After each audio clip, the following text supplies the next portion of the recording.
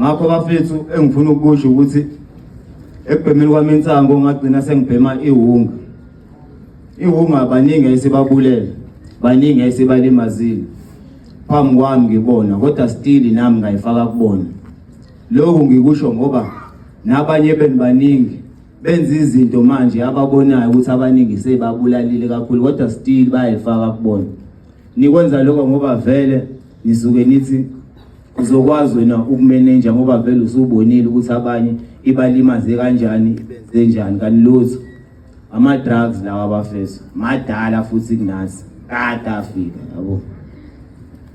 Shuthi bafethu ngiqhubeka ngibheme ihunga, ngabheme ihunga ngaze ngagcina sengenza icala ngabulala umuntu. Sakani ngiphindleva uzothula lapho.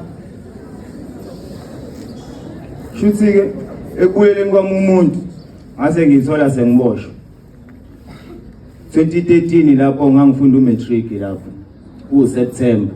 Asekushoda ukuthi kusha October nje kuphela ngibhala ama-exam okugcina. Ngaboshwa kanjalo ngase ngibona noBheni. Ngahlala ejele aze ngagwetshwa 12 years.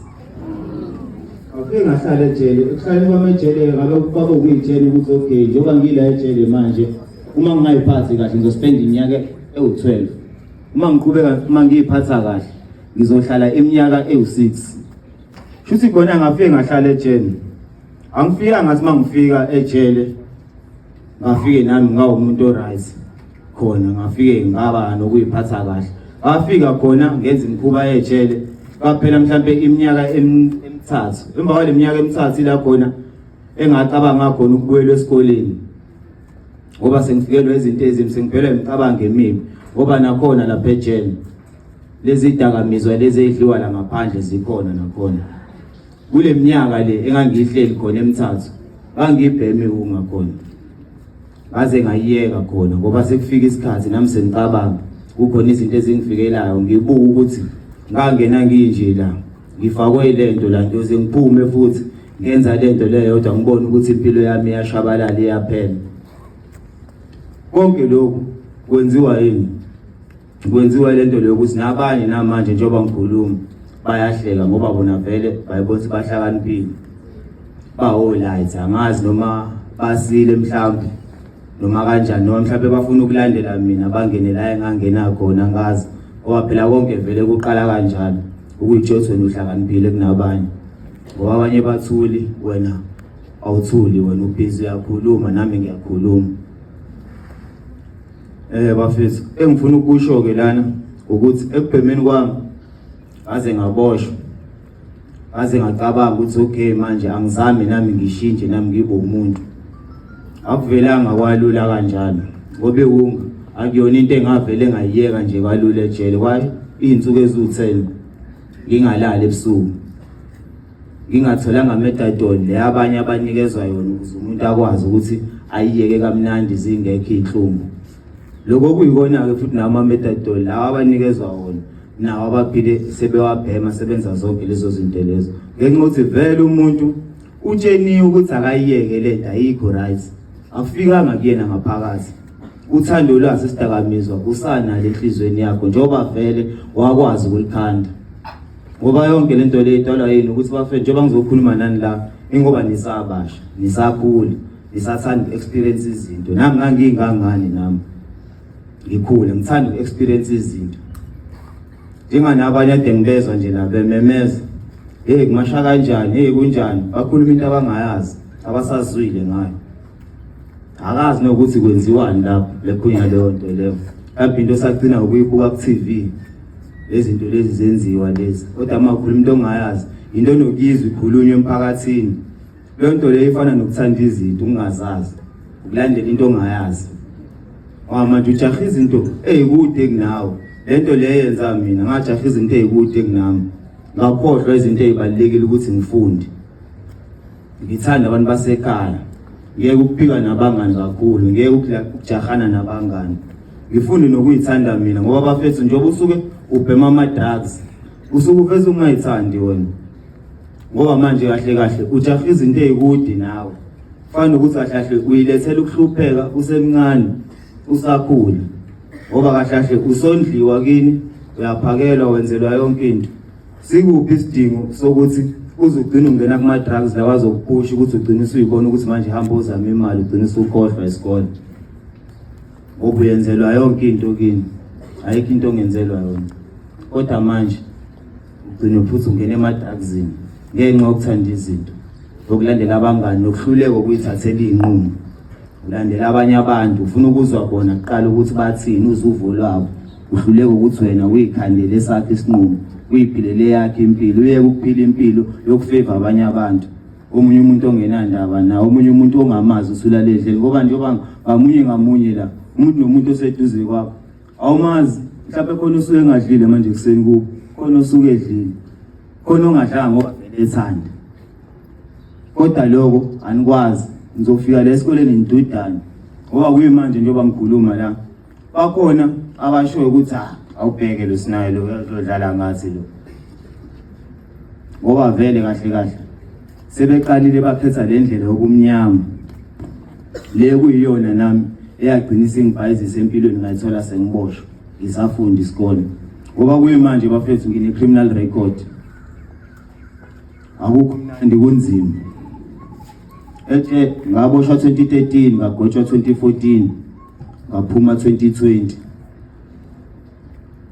Lokho ngisho kuze kube manje impilo yami ayikahlangani, impilo yami ayikakubi right. Umatricing nawo ngifundile ejele ngaphasa, ngifunda uphysics ngaphasa ngobachelor. Kodwa still namanje kusenzima ngenxa ukuthi ngine criminal record. Umsebenzi akuyona into elula ukuthi ngiyithole. Nakwezinye izinto kuneminyango evalelekile ngenxa yale criminal record enginayo engivalela izinto empilweni. Kuneminyango evalekile. Ngenxa ukuthi mina ngaboshwa ngi-ex convict.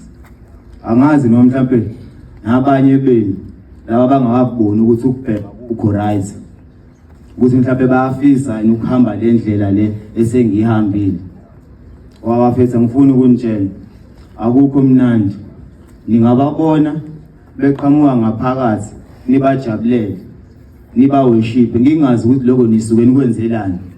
Ungasuka uzo worship umuntu ongenalutho, okhathele nawe udidekile usazofunda impilo la ngaphandle, wena impilo uyayazi ade uhleli la ngaphandle, kodwa ubhizo ulandelana nomuntu okade evalelekile, ekade engenzi lutho empilweni, impilo yakhe ekade istakile. Uyafika la ngaphandle ulandelana naye, upheza yena. Umprezelana umuntu osafunda naye, engabe wena ufundisa yena ukuthi kuphilwa kanjani la ngaphandle, kodwa wena ulandela yena, ufuna ukufunda indawo asuka kuyona engeke izikubenefitise ngalutho kunaloko ezokushonisa phansi. Bafethu ngithi asizameni ukushintsha, nizameni ukuyithanda bafethu. Nisakhula, nisathanda nasemakini nemndenini yanithanda futhi. Nokunye bafethu ngifuna ukudlulela kona nengcindezi elibhekana nayo njengoba nabafundi, okuyiyona naye egcina isiniholela abanye ukuthi bagcine sebedla ama-drugs.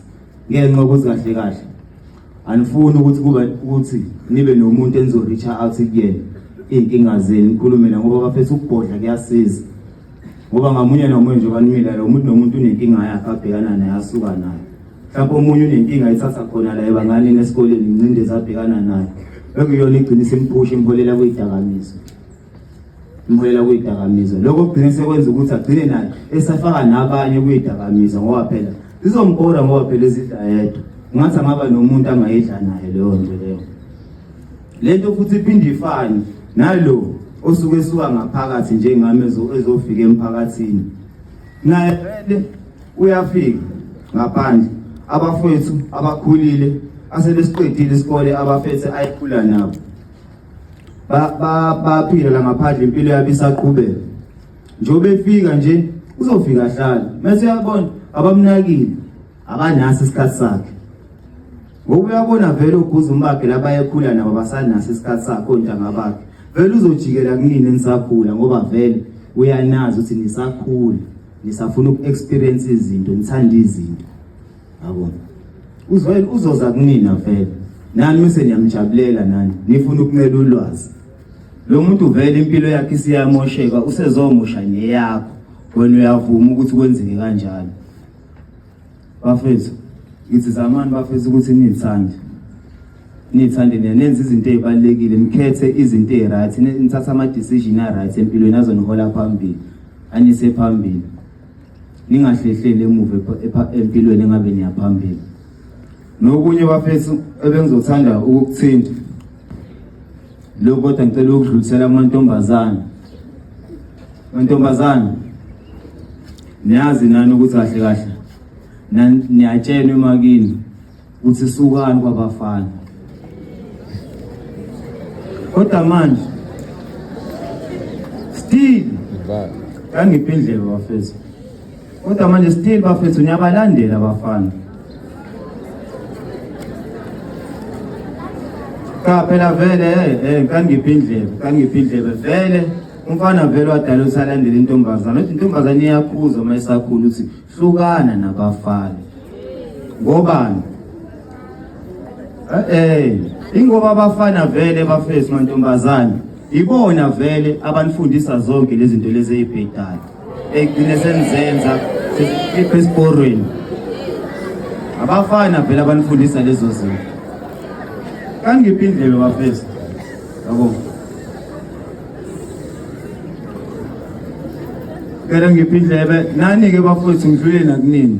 Nani bafethu ukhule nawe bese utsheniwe kini ukuthi kahle kahle ugwaya kuyona into eright, kodwa ngenxa ukuthi uyakhula nawe usafuna ukuexperience nawe futhi impilo, wagcine wena usuyithathela isinqumo ungatshenwanga ukuthi ugwaya akaze kwathiwa wathi usu right.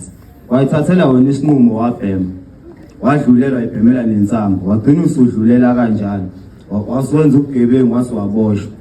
Kodwa uzosuboshiwe uzokhumbula ukuthi watshena ukuthi lento ayikho right. Bafethu engifuna ukusho kunina bafethu, sukani bafethu kule ndlela eminyama bafethu enamba kuyona kamunye ngamunye njengoba nila umuntu uyazazi indlela nendlela ahamba kuyona bafethu, ngoba le ndlela enamba kuyona eminyama awuboni lutho, kwenzeka noma yini kuyona, ugcine sekuchaphazeleka ngisho nabantu abangenze lutho ngenxa ukuthi uhamba endleleni eminyama awuboni kwenzeka noma yini. Kanti ihlehla kule ndlela ohamba kuyona mfethu ubuyele ekhanyeni sikubone, ureach out nabantu makukhona okudingayo, sifunde ukuyithanda bafethu, sithande nabantu abasithandayo, sibakhathalele. Ngiyabonga indlela.